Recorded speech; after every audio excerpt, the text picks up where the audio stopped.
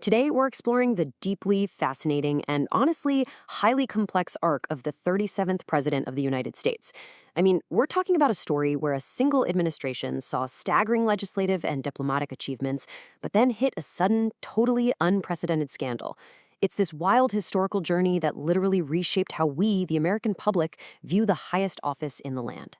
Okay, let's dive into this. When Nixon was elected back in 1968, he explicitly declared that his ultimate goal was to bring the American people together. It sounded like a bold, really resonant campaign promise, right? But there is this massive, profound contrast between that unifying promise and the reality of the fresh, deep divisions that his administration would eventually cause. To really get why he felt compelled to make that promise in the first place, we've got to look at exactly what was happening in the country at that specific moment. Section 1. A nation divided. So, 1968 America. Nixon steps into the presidency of a heavily fractured nation. We're talking severe domestic turbulence echoing through the cities, all set against the backdrop of a grueling, deeply unpopular war over in Vietnam. Section 2. The rapid rise. Early career. Before we get into the presidency itself, we really need to shift our focus to his early background. Because, to truly grasp the sheer weight of his eventual downfall, you have to appreciate his incredibly fast, almost meteoric political ascent. The guy was driven right from the start. He went from his 1913 birthplace in Yorba Linda, California, to studying at Whittier College and Duke Law. Along the way, he married Patricia Ryan, had 2 daughters, and then World War II breaks out. He didn't sit on the sidelines. No, he went straight into service as a Navy lieutenant commander in the Pacific. And the moment he left the service, his political career just exploded. He gets elected to Congress from his California district in the late 1940s. By 1950, he wins a Senate seat. Just 2 years later, General Dwight D. Eisenhower picks him as his vice presidential running mate. Nixon was only 39 years old. Just think about that trajectory for a second. From practicing law to the vice presidency in just over a decade. Absolutely wild. Now, what's really interesting about this slide is the sheer resilience on display here. Over on the left, we've got 1960. Nixon was nominated for president by acclamation, but he loses by an incredibly narrow margin to John F. Kennedy. It was actually so close that Nixon privately suspected the election might have been stolen from him.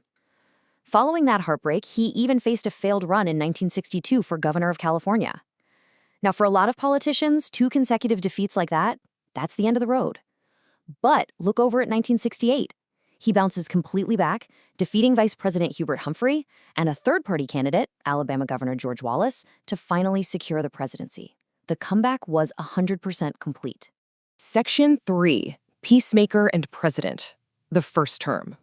Once in office, Nixon didn't just sit behind the resolute desk. He aggressively pursued massive legislative and diplomatic victories, and his domestic impacts, they were undeniable and totally sweeping.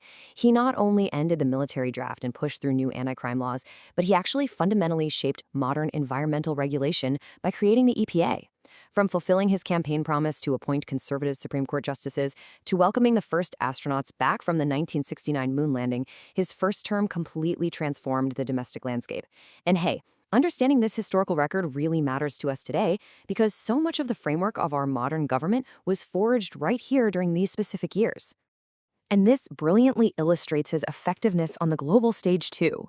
In 1972, Nixon did the unthinkable. He literally flew to Beijing, met with Chairman Mao Zedong, and totally transformed America's diplomatic relationship with China. Over with the Soviet Union, his summit meetings with Leonid Brezhnev produced a landmark treaty to limit strategic nuclear weapons, seriously easing Cold War tensions. And as for the Vietnam War, the very conflict tearing the nation apart when he took office, in January 1973, he announced an accord with North Vietnam that finally ended American involvement in Indochina. All of this built up to the year 1972. Riding the incredible high of these massive diplomatic and domestic achievements, Nixon faced South Dakota Senator George McGovern in the presidential election. Nixon basically dismissed his opponent as being way too far left, and, well, the electorate largely agreed. Nixon defeated McGovern by one of the widest margins on record. It was an absolute blowout, a total landslide victory that seemed to cement a really powerful, enduring mandate for his administration. Section 4. The Watergate Scandal. The Sudden Downfall. But history turns quickly, doesn't it? Within just a few months of that historic landslide victory, the administration became completely embattled. Let's move to and see how this builds step by step because it really is a domino effect.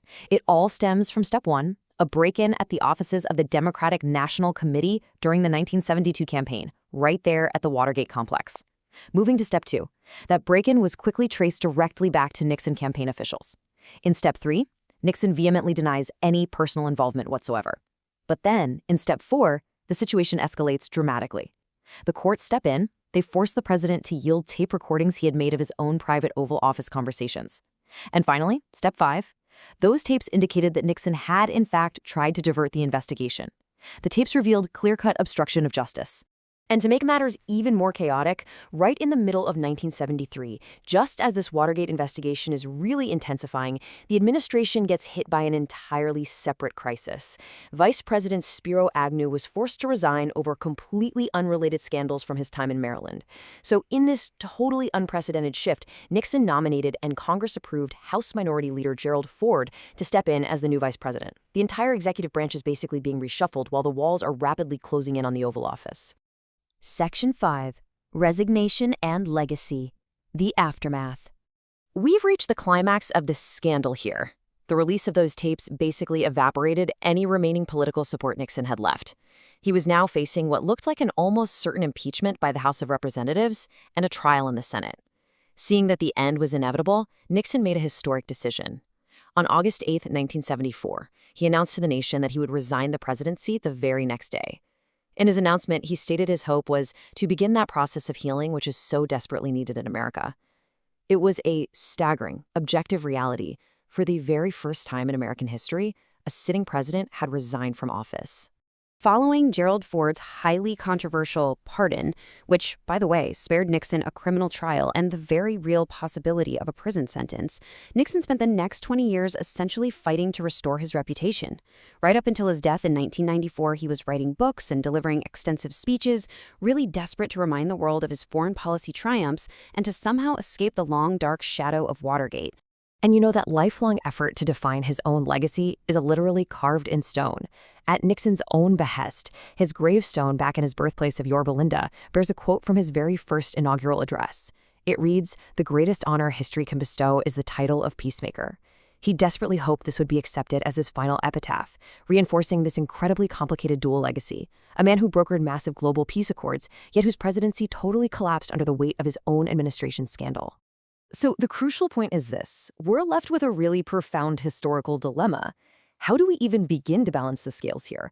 How should history ultimately weigh a leader's sweeping, world-changing triumphs against their unprecedented transgressions and obstruction of justice? It's a heavy question, but it's one that historians, and honestly all of us as citizens, continue to grapple with whenever we study the fascinating, totally contradictory rise and fall of Richard M. Nixon.